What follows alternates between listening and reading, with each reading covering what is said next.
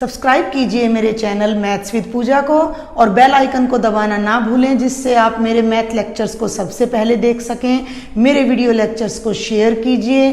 Thank you. Hello students, एक बार फिर से स्वागत है आपका मेरे चैनल पर। हम कर रहे हैं क्लास 12 का चैप्टर नंबर 10 और इससे पहले के लेक्चर्स में मैं आपको cross product of two vectors करवा चुकी हूँ। मैंने आपको उसके बेसिक्स कराए थे और कुछ एग्जांपल्स कराए थे। दो टर्म्स और रह जाती हैं हमारे क्रॉस प्रोडक्ट में, और वो क्या हैं हम उनको डिस्कस करते हैं। पहली चीज़ हमारे पास आती है बेटा जी, area of a triangle with some conditions. क्या है ये एरिया ऑफ ए ट्राइंगल? क्या कहता है ये कॉन्सेप्ट कि अगर किसी ट्राइंगल की दो एडजेसेंट साइड्स दो वेक्टर्स को रिप्रेजेंट कर रही हैं। सपोज कर लीजिए भाई ये कोई ट्राइंगल है आपका और इसकी ये जो दो एडजेसेंट साइड्स हैं, मान लीजिए ये साइड वेक्टर ए को रिप्रेजेंट कर रही है, ए बी सी ट्राइंगल का नाम है, और ये साइड वेक्टर बी को रिप्रेजेंट कर रही है। And we have to find the area of this particular triangle. तो हमें ये पता है कि area of any triangle in general क्या होता है। एरिया ऑफ अ ट्राइंगल बेटा जी क्या होता है, 1/2 इंटू बेस इंटू हाइट। ये सिंपल फॉर्मूला है जो कि हम अपने प्रीवियस क्लासेस से करते आ रहे हैं। अब यहाँ जब हम इस ट्रायंगल की बात करते हैं तो base means A B, length A B. Length A B का मतलब वेक्टर ए बी का मैग्नीट्यूड इंटू हाइट। हाइट नहीं है हमारे पास, हमने मान लिया कि ये हमारे ट्रायंगल की हाइट है cm, हम इसे h भी कह सकते हैं, तो इंटू में h। क्लियर? अब ये h हमें फाइंड करना है। सपोज कर लीजिए कि वेक्टर a और b के बीच में जो एंगल है वो थीटा है, तो हम अपने जब ट्रिग्नोमेट्री को यहाँ अप्लाई करते हैं, ये देखिए बेटा, अब हम बात करते हैं ट्राइंगल ACM की। तो ये एक राइट एंगल ट्राइंगल है और राइट एंगल ट्राइंगल में ये बेस है, ये परपेंडिकुलर है और ये हाइपोटेन्यूज है, बिकॉज ये एंगल आपका 90 डिग्री है। क्लियर? तो हमारे पास क्या रिजल्ट होता है कि sine theta is equal to perpendicular by hypotenuse. Clear? तो यहाँ जो साइन थीटा बनेगा, परपेंडिकुलर क्या है आपका CM, हाइपोटेन्यूज आपका क्या है AC। AC वेक्टर नहीं, वेक्टर AC का मैग्नीट्यूड। क्लियर? तो ये क्या बन गया, H बाय वेक्टर AC का मैग्नीट्यूड, और AC को इधर ले आइए तो वेक्टर AC का मैग्नीट्यूड इंटू साइन थीटा हो गया H, और वेक्टर AC क्या है, वेक्टर A, तो ये हो जाएगा mod A sine theta is equal to H। इन वैल्यूज़ को जब आप यहाँ सब्स्टिट्यूट करते हो तो 1/2 AB का मतलब वेक्टर बी का मैग्नीट्यूड मॉडुलस, और H का मतलब क्या आ रहा है, मोड A साइन थीटा। आप यहाँ ये जो मैंने क्रॉस का साइन लगाया है, आप इसे कंफ्यूज मत हो जाइएगा कि क्रॉस प्रोडक्ट में कंसीडर कर ले। 1/2 into base into height into लगा लीजिए यहाँ पर, तो ये एक्चुअल में क्या आ गया, ये आ गया 1/2 mod A mod B sine theta, and this is the area of triangle ABC। Now I tell you one thing कि ये जो सारी एक्सप्लेनेशन हमने किया, this is not the part of our syllabus. ये सिर्फ हमने अंडरस्टैंड करना है। बेसिक रिजल्ट क्या है कि अगर किसी ट्रायंगल की दो एडजेसेंट साइड्स, क्लियर, दो साइड्स एडजेसेंट साइड्स किन्हीं दो वेक्टर्स से रिप्रेजेंट हो रही हैं और उनके बीच का एंगल थीटा है, तो एरिया ऑफ ट्राइंगल हमारा क्या हो जाता है, mode A mod B sine theta by 2। और ये एक्चुअल में क्या है हमारा, ये एक्चुअल में हमारा ये आ जाता है एक्चुअल में हमारा बेटा जी, ये जो टर्म है ये A क्रॉस B का मैग्नीट्यूड है। क्लियर? और साथ में 1/2। कैसे भाई, A क्रॉस B हमने क्या किया था, चलिए यहाँ बताती हूँ मैं आपको ए क्रॉस बी हमारा क्या था, ये था mode A mod B sine theta और यूनिट वेक्टर एन। और जब हमने इसका मैग्नीट्यूड लिया था, मैंने लास्ट वीडियो में कराया है ये सारा आपको, तो इसका मॉडुलस भी यही रह जाएगा, ये मोड बी रह जाएगा, sine theta as it is, और एन यूनिट वेक्टर है तो इसका मैग्नीट्यूड 1 हो जाएगा। तो ये mod A mod B sine theta A cross B को रिप्रेजेंट करता है, उसके मैग्नीट्यूड को रिप्रेजेंट करता है, डिवाइडेड बाय 2। तो कंक्लूजन क्या निकलता है कि if two adjacent sides of a triangle represented by two vectors then the area of that triangle will be represented by the modulus of cross product of those two vectors divided by 2। यानी ए एक side है, B एक side है, triangle की adjacent sides को represent करने वाले दो वेक्टर है, तो ए क्रॉस बी के मैग्नीट्यूड का हाफ कर देंगे तो एरिया ऑफ ट्राइंगल आ जाएगा। इसी हम कंटिन्यूटी में मैं आपको बताना चाहूँगी एरिया ऑफ अ पैरेललोग्राम। इसी को हम यहाँ पैरेललोग्राम को अगर कंप्लीट कर लें, ठीक है भाई, तो ये पैरेललोग्राम मैंने यहाँ कंप्लीट कर दिया है जिसकी दो एडजेसेंट साइड्स वेक्टर ए और बी से रिप्रेजेंट हो रही हैं। तो सेम लॉजिक यहाँ लगेगा, लेकिन पैरेललोग्राम का एरिया क्या होता है, only base into height. Base वही मॉडुलस बी, हाइट वही मॉड है साइन थीटा, सिर्फ ये 1/2 हट जाएगा। तो इन दैट केस आपका जो एरिया ऑफ पैरेललोग्राम है बेटा जी, वो क्या हो जाएगा, ए क्रॉस बी का मैग्नीट्यूड। तो ये दो बातें रह गई थी, अब हम इन पर बेस्ड कुछ क्वेश्चंस करेंगे। मैं इसको रब करते करते साथ में आपको एक बार फिर से रिपीट कर देती जो मैंने आपको बताया है। अगर किसी ट्रायंगल की दो एडजेसेंट साइड्स किन्हीं दो वेक्टर्स से रिप्रेजेंट हो रही हैं, तो उस ट्रायंगल का एरिया उन वेक्टर्स की क्रॉस प्रोडक्ट के मैग्नीट्यूड का हाफ होगा, और पैरेललोग्राम का एरिया केवल वेक्टर्स की क्रॉस प्रोडक्ट से रिप्रेजेंट होगा। और अब हम एक क्वेश्चन करने, एग्जाम्पल करने जा रहे हैं इस पर बेस्ड, और ये है आपके एनसीईआरटी का बेटा जी एग्जाम्पल नंबर 24। क्या स्टेटमेंट है, find the area of a triangle having points, ध्यान देंगे, A 1 1 1, point B 1 2 3 and point C 2 3 1 as their vertices. एक ट्रायंगल है, उस ट्रायंगल की ये 3 वर्टिसेज हैं और आपने उसका एरिया फाइंड करना है। तो ये हम यहाँ पर ट्रायंगल ड्रॉ कर लेते हैं। ए ले लिया मैंने 1 1 1, कॉन्टिन्यूटी में लेना है हमने, बी ले लिया 1 2 3, और बेटा जी सी हमने ले लिया 2 3 1। अब हम वेक्टर में डील कर रहे हैं, हम इसी क्वेश्चन को कोऑर्डिनेट ज्योमेट्री से 3D से भी कर सकते हैं, हम इसी क्वेश्चन को मैट्रिसेस से भी कर सकते हैं, लेकिन अब हम इस क्वेश्चन को वेक्टर से करने जा रहे हैं। तो सबसे पहले तो हम इस ट्रायंगल की किन्हीं दो एडजेसेंट साइड्स को रिप्रेजेंट करने वाले दो वेक्टर ले लेते हैं। सपोज कर लीजिए मैंने एक वेक्टर ले लिया ए बी और एक ले लिया मैंने वेक्टर ए सी। तो जो वेक्टर ए बी है, देखिए आप, हम काफ़ी कुछ कर चुके हैं, 10.4 में हम आए हुए हैं। तो position vector of point A, position vector of point A क्या होगा, वो ओ ए हो जाएगा, और वो क्या बनेगा, आई प्लस जे प्लस के, ठीक है भाई। और position vector of point B आप लोगे तो वो क्या होगा, O B, that will be I plus 2j plus 3k, और position vector of point C क्या हो जाएगा, 2i plus 3j plus k। Clear, ये तो हमने इन पॉइंट्स के पोजीशन वेक्टर निकाले हैं। अब हम बात करेंगे ट्रायंगल की दो साइड्स को रिप्रेजेंट करने वाले वेक्टर की।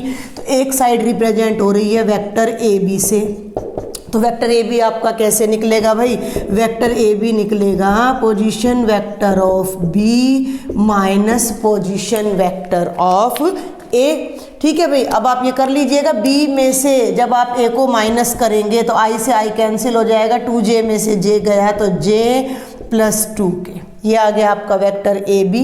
अब आप बात करें वेक्टर ए सी की, तो ए सी क्या हो जाएगा भाई, ओ सी वेक्टर माइनस ओ ए वेक्टर, सिंपल। तो सी में से ए करेंगे आप माइनस, तो 2i माइनस आई बेटा आई, 3j माइनस j 2j और k से k कैंसिल हो जाएगा, ये आपका फर्स्ट वेक्टर और ये आपका सेकंड, और ये दोनों वो वेक्टर हैं जो इस ट्रायंगल की दो साइड्स को रिप्रेजेंट कर रहे हैं। अब हमने क्या निकालना है, area of triangle ABC। Clear, वो क्या हो जाएगा, AB क्रॉस AC के मैग्नीट्यूड का हाफ।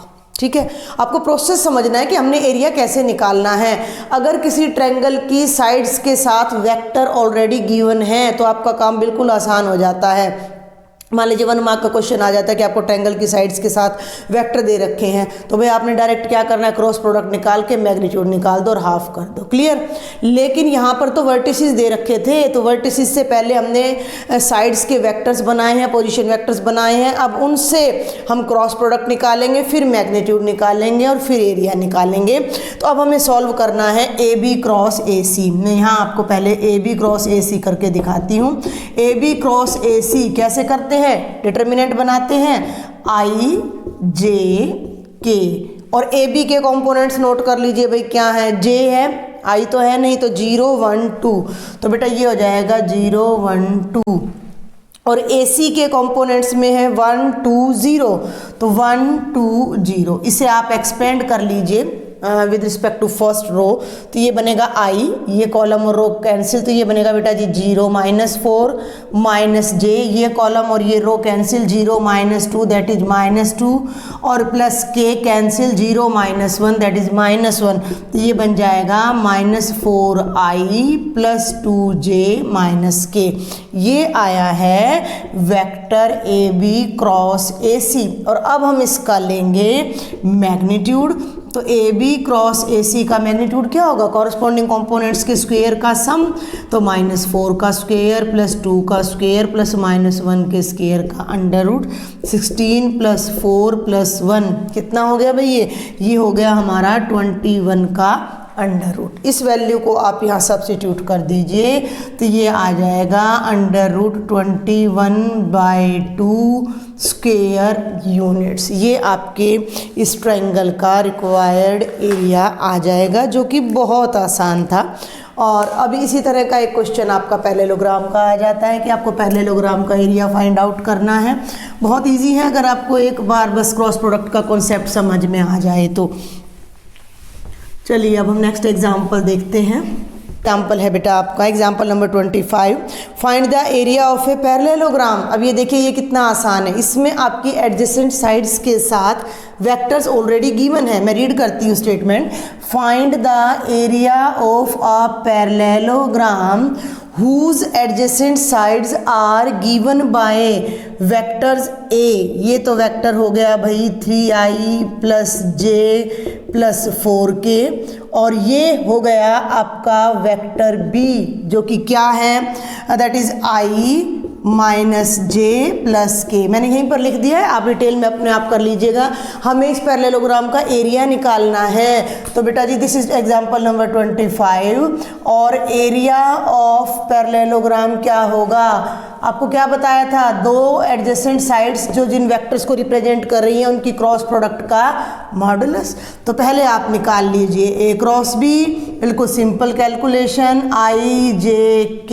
A पहले लिखना है क्योंकि A cross B B cross A के इक्वल नहीं होता है, ये आपने ध्यान रखना है। लेकिन यहाँ मैग्नीट्यूड लेना है इसलिए फ़र्क पड़ेगा नहीं, 3 1 4 1 -1 1। ठीक है, एडजेसेंट है A क्रॉस B। फिर से मैं बता दूं कि यहाँ पर ये B है और ये A है, तो हिसाब से तो यहाँ पर आना चाहिए आपका B क्रॉस A। लेकिन जब हम ओवरऑल वेक्टर का मैग्नीट्यूड लेंगे तो वहाँ पर फ़र्क नहीं पड़ेगा हमें। तो ये हो जाएगा बेटा जी 1 I × 1 - +4 - j कैंसल, 3 - 4 + k × -3 - 1, और ये हो गया बेटा जी 5i + j - 4k। और अब लेना है हमें इसका मैग्नीट्यूड जो कि हो जाएगा 5² + 1² - 4² का under root, it will be 25 + 1 + 16 और 17 और ये हो जाएगा 42 का √, जो कि एक कंप्लीट स्क्वायर नहीं है। तो एरिया ऑफ पैरेललोग्राम हमारा क्या आ जाएगा, 42 स्क्वायर यूनिट्स। तो ये आपके कुछ एग्जाम्पल्स थे। अब हम एक्सरसाइज के कुछ क्वेश्चंस को देखते हैं। सारे क्वेश्चंस मैं अब आपको नहीं कराऊंगी, काफ़ी क्वेश्चंस बहुत इजी हैं तो उन्हें आप अपने आप कर लीजिएगा, जस्ट मैं आपको हिंट्स दूंगी। तो देखते हैं बेटा जी एक्सरसाइज 10.4 फ्रॉम NCERT। ये है भाई आपकी एक्सरसाइज 10.4 का question number 1, find A cross B का मैग्नीट्यूड। ए वेक्टर दे रखा है, बी दे रखा है। आई थिंक आप इस क्वेश्चन को बहुत इजीली कर सकते हो कि आपने ए क्रॉस बी को निकालना है और फिर उसका मैग्नीट्यूड फाइंड करना है, same as the last example. Clear. Come to the question number 2। ध्यान देंगे, find a unit vector. Statement क्या है, find a unit vector perpendicular to both vectors a + b, perpendicular to both vectors a + b and a - b। और vector a आपको given है 3i + 2j + 2k और vector b आपको given है i + 2j - 2k। इससे previous video में मैंने आपको क्वेश्चन कराए थे तो उसमें एग्जाम्पल नंबर 23 हमने किया था। डिट्टो वही एग्जाम्पल है ये बिल्कुल। हमें करना क्या है, हिंट दे रही हूँ मैं आपको। हमें एक यूनिट वेक्टर निकालना है, यूनिट वेक्टर यानी जिसका मैग्नीट्यूड 1 हो, परपेंडिकुलर टू बोथ, दो के परपेंडिकुलर हो। किन दो के, a + b के और a - b के। भाई a एक वेक्टर है, b एक वेक्टर है, तो जब मैं a और b को जोड़ूंगी तो कोई नया वेक्टर आएगा जिसे हम नाम दे देंगे वेक्टर c। क्लियर। हम उसे नाम दे देंगे वेक्टर c, जो कि हमारा बनेगा 4i + 4j। और a में से जब मैं b माइनस करूंगी तो एक और वेक्टर बनेगा d। इसमें से जब आप इसको माइनस करिएगा तो बेटा जी ये बनेगा 2i + 4k। ठीक है, आप सॉल्व कर लीजिएगा। क्वेश्चन क्या है कि इन दोनों के परपेंडिकुलर एक वेक्टर निकालना है, परपेंडिकुलर टू बोथ। इसे मैंने क्या नाम दे दिया, c नाम दे दिया। इसे मैंने क्या नाम दे दिया, d नाम दे दिया। अब हमने एक और थर्ड वेक्टर निकालना है जो c के भी परपेंडिकुलर है और d के भी। और ये बात मैं लास्ट वीडियो में भी आपको बता चुकी हूँ। जब भी कोई इस तरह का क्वेश्चन आए कि find a vector perpendicular to 2 given vectors, तो आपने असल में उनकी क्रॉस प्रोडक्ट निकालनी होती है। क्योंकि जब हमने क्रॉस प्रोडक्ट पढ़ी थी तो हमने ये देखा था कि cross product is in the direction of vector a and b, perpendicular to vector a and b। ठीक है जी, क्रॉस प्रोडक्ट जो होती है वो a और b दोनों के परपेंडिकुलर डायरेक्शन में एक्ट करती है। तो हमें एक्चुअल में निकालना क्या है, हमें एक्चुअल में निकालना है c क्रॉस d। क्लियर। तो वो वेक्टर होगा c क्रॉस d जो इन दोनों के परपेंडिकुलर होगा। लेकिन अब एक कंडीशन और है कि आपको उसको यूनिट वेक्टर में बदलना है। तो उस वेक्टर को निकालने के बाद आप उसको उसी के मैग्नीट्यूड से डिवाइड कर दीजिएगा, तो उस वेक्टर को हम किस में कन्वर्ट कर देंगे, यूनिट वेक्टर में। तो ये बिल्कुल आपका सेम एग्जाम्पल नंबर 23 की तरह है। बहुत बच्चों ने तो शायद कर भी लिया होगा ये क्वेश्चन। चलिए आगे चलते हैं। अब हम क्वेश्चन नंबर 3 क्या है, if A unit vector A. Question number 3 क्या कहता है कि if a unit vector A, I right the statement, A unit vector A, ठीक है भाई, मेक्स एंगल, ध्यान देंगे, π/3 विद आई, ठीक है, और π/4 with unit vector j and an acute angle theta with unit vector k। तो हमें क्या करना है, find theta and vector a, दोनों हमने फाइंड करने हैं। एक यूनिट वेक्टर है a, ठीक है भाई, वेक्टर यूनिट है यानी कि उसका मैग्नीट्यूड 1 है। हमने मान लिया कि जो वेक्टर a है वो क्या है, वो है a1i plus A2J plus A3K। Clear. एक और चीज, ये यूनिट वेक्टर है तो इसका जो मैग्नीट्यूड होगा वो 1 होगा। क्लियर। अब क्वेश्चन क्या है, सारी जितनी भी कंडीशंस हमें दी गई इनको यूज कर लो, हमें अपने आप थीटा और ए आ जाएगा, मिल जाएगा अपने आप। कैसे? पहली कंडीशन क्या है, वेक्टर ए आई के साथ π/3 एंगल बना रहा है। ठीक है, वेक्टर ए आई के साथ π/3 एंगल बना रहा है तो हम ए डॉट आई ले लेते हैं एज पर डेफिनेशन। तो क्या होगी, मॉड ए मॉड आई और भाई कॉस ऑफ π/3। ठीक है, कॉस ऑफ π/3। तो मॉड ए भी 1 है और ये भी हमारा 1 है और यहाँ से इसको कंपोनेंट फॉर्म में ले लो। कंपोनेंट फॉर्म में जब आप लोगे, ध्यान देंगे, A1i plus A2j plus A3k dot I, इसका मॉडुलस 1 है, इसका मॉडुलस 1 है, cos π/3 cos 60 आपका कितना होता है 1/2। ध्यान देंगे जब हम कंपोनेंट फॉर्म में मल्टीप्लाई करेंगे तो i डॉट आई 1 हो जाएगा, बाकी सब 0 हो जाएंगे, तो ये बन जाएगा A1 और ये प्रोडक्ट कितनी आ जाएगी 1/2। आ गई वैल्यू आपके पास।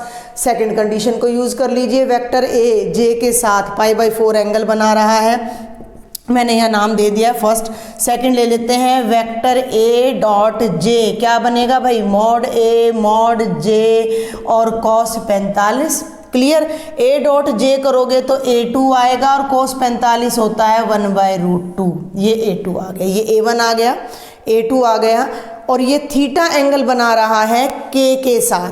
K के साथ जब इसका एंगल थीटा बन रहा है तो जब आप A डॉट K करोगे तो A3 आपका हो जाएगा cos थीटा। अब एक बात पे ध्यान दो कि वेक्टर ए का मैग्नीट्यूड 1 है, तो वेक्टर ए का मैग्नीट्यूड क्या बनेगा, A1 square plus A2 square plus A3 square का under root is equal to 1, और अंडर रूट को हटा दोगे तो मैग्नीट्यूड का स्क्वेयर भी 1 ही रहेगा।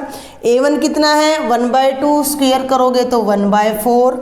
A2 कितना है 1/√2, स्क्वेयर करोगे तो 1/2, और A3 स्क्वेयर कितना है 1। इसको आप सॉल्व कर लीजिए।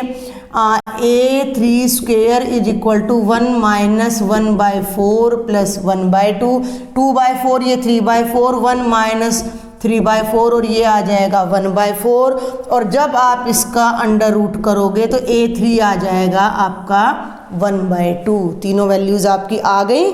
अब आप वेक्टर ए बना लीजिए। वेक्टर ए आपका क्या था, A1i plus A2j plus A3k, और यहाँ अब आप A1 A2 और A3 की वैल्यूज पुट कर दीजिए। तो ये हो जाएगा बेटा जी 1/2i plus 1/√2j plus 1/2k। आप इसको क्रॉस चेक भी कर सकते हो कि इसका मैग्नीट्यूड 1 आ रहा है या नहीं आ रहा है। तो ये देखिए इसका स्क्वायर कर लीजिए, 1/4 प्लस 1/2 प्लस 1/4, 1/2 1/2 1 आ गया। अब आपने निकालना क्या, cos थीटा। ये है आपका cos थीटा। cos थीटा किसके बराबर है, A3 के। तो जब आप यहाँ से लोगे cos थीटा A3 कितना है 1/2, थीटा की वैल्यू cos की वैल्यू 1/2 कितने पर होती है 60 डिग्री पर, तो ये कितना हो जाएगा π/3 हो जाएगा। अब हम करते हैं क्वेश्चन नंबर 4। क्वेश्चन नंबर 4 बिल्कुल ईजी है। ये कहता है कि show that A minus B cross A plus B is equal to 2 times of A cross B। ठीक है भाई, लेफ्ट हैंड साइड को आप ले लीजिए। लेफ्ट हैंड साइड को जब हम सॉल्व करेंगे, हम कॉरस्पॉन्डिंग कंपोनेंट्स को सॉल्व करेंगे। A cross A plus A cross, भाई पहले A को A से क्रॉस किया, फिर A को B से क्रॉस किया, प्लस A क्रॉस B। ठीक है भाई, फिर B को A से किया तो माइनस B क्रॉस A।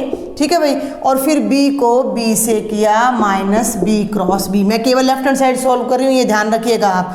किसी भी वेक्टर की इटसेल्फ से जो क्रॉस प्रोडक्ट होती है वो 0 होती है, तो ये तो 0 वेक्टर बन गया, और ये हो गया A क्रॉस B, और B क्रॉस A का नेगेटिव करोगे तो वो प्लस A क्रॉस B हो जाता है। ये सब बातें हम क्रॉस प्रोडक्ट में डिस्कस कर चुके हैं। क्या था रिजल्ट की A क्रॉस B कभी भी B क्रॉस A के इक्वल नहीं होता, और और साथ में A क्रॉस B जो होता है वो B क्रॉस A का नेगेटिव होता है, तो वही रिजल्ट हमने यहाँ यूज़ किया। और B क्रॉस B 0 0 0 0 हो जाएगा, और ये वेक्टर 2 टाइम्स आ रहा है तो ये हो जाएगा 2 times of A cross B, that is our right hand side. तो बिल्कुल सिंपल सा क्वेश्चन था ये हमारा। आगे बढ़ते हैं भाई, अब हम क्वेश्चन नंबर 5 पर। एक्सरसाइज बहुत ही आसान है आपकी, बहुत ही आसान एक्सरसाइज है। क्वेश्चन नंबर 5 में लैम्डा और म्यू निकालने हैं, इसका भी मैं हिंट दूंगी बस आपको भाई। लैम्डा और म्यू निकालने हैं और कंडीशन क्या है, 2i + 6j + 27k cross i plus lambda j plus mu के इज इक्वल टू 0 वेक्टर अगर है तो भाई क्रॉस प्रोडक्ट को 0 कर दो ना। i j k 2 6 27 1 lambda mu is equal to 0। Solve कर लीजिएगा, वेक्टर आएंगे, कॉरस्पॉन्डिंग कंपोनेंट्स को जब 0 के बराबर करोगे तो लैम्डा और म्यू की वैल्यू आपको मिल जाएगी। तो बहुत ही आसान क्वेश्चन था। आगे बढ़ते हैं हम क्वेश्चन नंबर 6 पर। क्या है statement, given that a dot b is equal to 0 and a cross b is equal to 0, what can you conclude about the vectors a and b। देखिए जब ये रिजल्ट हमारा है a डॉट b 0 हो तो हमें ये पता होता है कि वेक्टर a वेक्टर b के परपेंडिकुलर है, और जब a क्रॉस b 0 होता है, देखिए कंक्लूजन क्या निकलता है। चलिए एक बार हम अच्छे से फिर से इसको करते हैं कि a डॉट b 0 है। अगर a डॉट b 0 है तो या तो वेक्टर a 0 है या वेक्टर b 0 है, ठीक है भाई। वेक्टर a 0 है या वेक्टर b 0 है या वेक्टर a वेक्टर b के क्या होता है, परपेंडिकुलर होता है। क्लियर। और जब हमारी क्रॉस प्रोडक्ट 0 होती है तो क्या कंक्लूजन निकलता है कि या तो वेक्टर a 0 है या वेक्टर b 0 है या फिर वेक्टर a वेक्टर b के पैरेलल है। क्लियर। अब अगर हम यहाँ से लेते हैं तो एक वेक्टर दूसरे को परपेंडिकुलर और पैरेलल दोनों नहीं हो सकता है। Got it. कोई भी वेक्टर परपेंडिकुलर और पैरेलल दोनों नहीं हो सकता है, तो ये बात तो पॉसिबल है नहीं। तो इनमें से एक बात पॉसिबल होगी कि या तो वेक्टर a 0 है या फिर वेक्टर b 0 है, और मे बी के उनका मैग्नीट्यूड 0 हो। क्यों? क्योंकि देखो ना a क्रॉस b आपका क्या होता है, ये होता है mod a mod b sine theta unit vector n। तो अगर a का मॉडुलस 0 होगा तो ये क्रॉस प्रोडक्ट 0 हो सकती है, या b का मॉडुलस 0 होगा तो ये क्रॉस प्रोडक्ट 0 हो सकती है। क्लियर। ऐसे ही जब आप a डॉट b की बात करते हो तो वो क्या होता है, mod a mod b cos theta. तो मेन कंक्लूजन हमारे पास क्या निकलता है कि या तो वेक्टर a का मैग्नीट्यूड 0 है या फिर वेक्टर b का मैग्नीट्यूड 0 है। इन दोनों में से किसी एक वेक्टर का मैग्नीट्यूड 0 पाएगा, तभी ये दोनों कंडीशंस एक साथ पॉसिबल होंगी। तो ये था आपका क्वेश्चन नंबर 6, ये थोड़ा अलग था बस आपका। अब हम आ जाते हैं क्वेश्चन नंबर 7 पर। क्वेश्चन नंबर 7 क्या कहता है आपका कि late the vectors a b c be given by. भाई एक वेक्टर है हमारे पास, वेक्टर a है a1i plus a2j plus a3k, और वेक्टर b है बेटा जी b1i b2j और b3k, और वेक्टर c है आपका c1i c2j c3k। Clear. Component form में दे रखा है। Then show that, what we have to show, a cross b plus C distributive property over addition. ये हमने प्रूव करनी है कि शो करें कि a cross b plus a cross c के ये इक्वल है। थोड़ा सा लंबा हो जाता है ये क्वेश्चन, तो आप इसे ट्राई कर लीजिएगा। हम लेफ्ट साइड ले लेते हैं पहले। चलिए थोड़ा शॉर्ट में कराऊंगी मैं। लेफ्ट हैंड साइड में मैं लूँगी b प्लस सी और a की क्रॉस, ठीक है। तो जब मैं इन दोनों की क्रॉस लूँगी डायरेक्ट तो मैं लूँगी i j k, a के कंपोनेंट लूँगी मैं a1 A2 A3 ध्यान देंगे, और B प्लस C के कंपोनेंट लूँगी तो ये बनेगा B1 plus C1, B2 plus C2 और B3 प्लस C3। क्लियर, मेरी बात आपको समझ आई। फिर देखें, आप जब इसको फेयर में करेंगे तो A तो आपको दे ही रखा है और B प्लस C आप कर लीजिएगा, फिर आप लेफ्ट हैंड साइड उठाइएगा। अब आप इसको एक्सपेंड नहीं करेंगे, एक्सपेंड करेंगे तो ये बहुत लंबा क्वेश्चन हो जाएगा। यहाँ हम अपनी डिटर्मिनेंट की एक प्रॉपर्टी अप्लाई करेंगे। वो प्रॉपर्टी क्या कहती है कि if any row or column is represented as the sum of two elements, तो हम उस डिटर्मिनेंट को ही दो डिटर्मिनेंट के सम में ब्रेक कर सकते हैं। ये डिटर्मिनेंट में प्रॉपर्टी है आपकी। तो इसी डिटर्मिनेंट को मैं कैसे लिख सकती हूँ, I J K A1 A2 A3 और ये हो जाएगा B1 B2 B3 प्लस, ध्यान देंगे एक रो एक ये यहाँ से निकल आई और इसी में से हम सेपरेट कर देंगे I J K और ये वाली रो एज इट इज सेकंड वाली।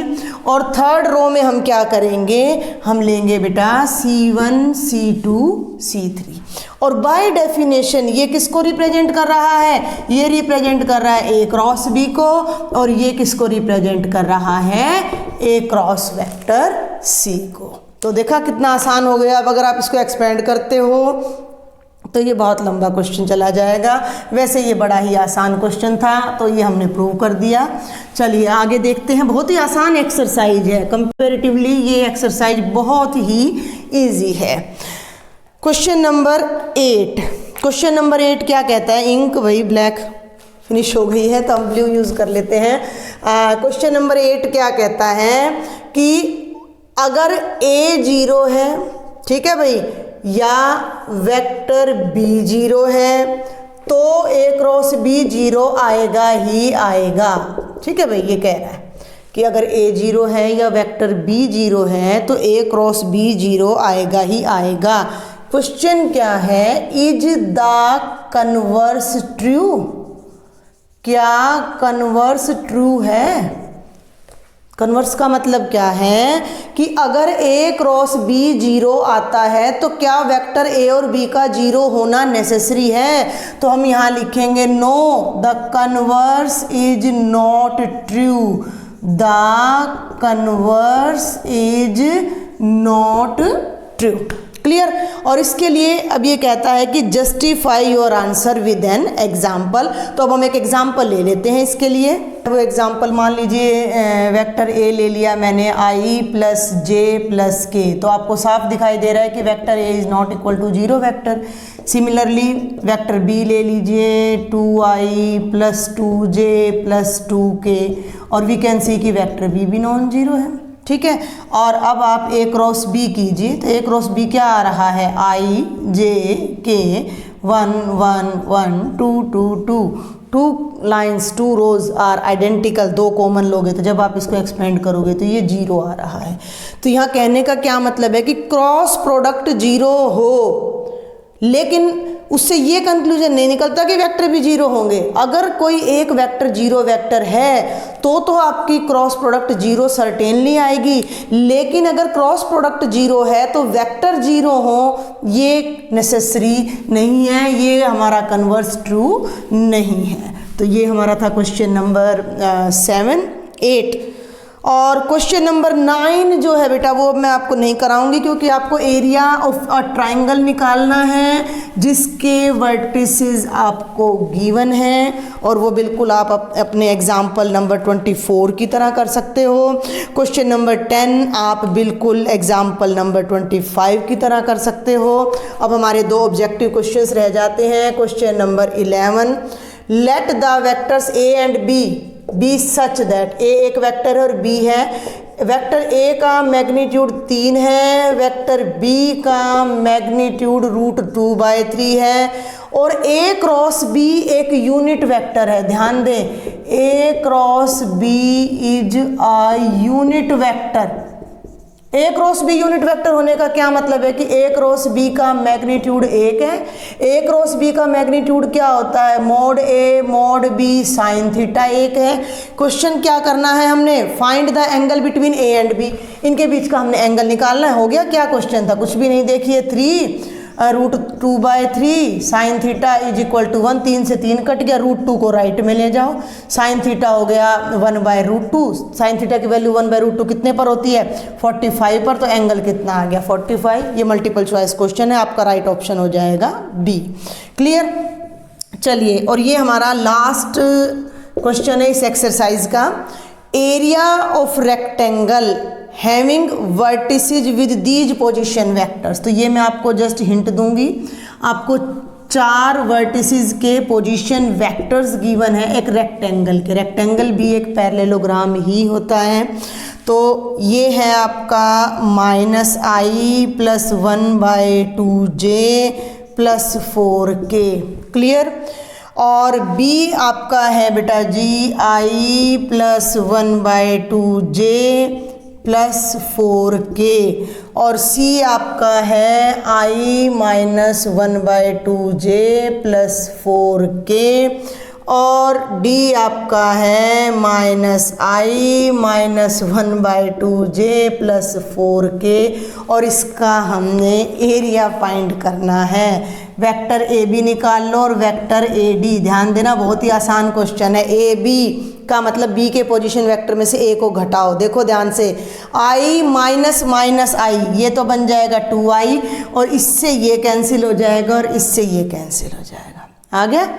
अब हम चलें आगे वेक्टर ए डी पर। ए डी का मतलब डी में से ए घटाना है, तो -i से -i, 4k से 4k, और ये बन जाएगा -1/4j। क्लियर। कितना आसान है। अब आप निकाल लीजिए A B cross A D. Determinant मत बनाइएगा, डिटर्मिनेंट नहीं बनाना, 2 ही मिनट का काम है। 2i × -1/4j, 2 2 जा 4, और ये बन गया -1/2 × i क्रॉस j।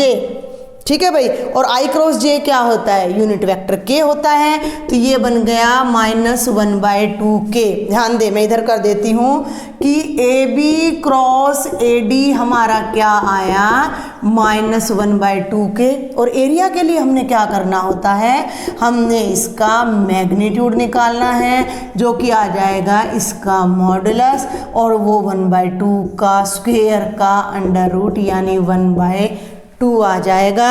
तो हमारा जो राइट ऑप्शन है वो फर्स्ट पार्ट है। तो बेटा जी ये थी एनसीईआरटी की आपकी एक्सरसाइज 10.4, और यहाँ वेक्टर आपका ख़त्म हो जाता है। मिसलिनियस एक्सरसाइज के लिए मैं अलग से, मैंने बोला था कि सभी चैप्टर्स की मैं फिर से बनाऊंगी एक बार अलग से वीडियो लेक्चर्स। तो अभी हम बोर्ड की परीक्षा की तैयारी कर रहे हैं, तो ये 10th चैप्टर यहाँ कंप्लीट हो जाता है। अगर आपको कोई डाउट है, कोई प्रॉब्लम है, कोई भी बात समझ नहीं आ रही, कुछ सजेशंस आपने देने हैं, तो आप कमेंट बॉक्स में ज़रूर लिखें। If you like my lectures then please share and subscribe my channel. Thank you.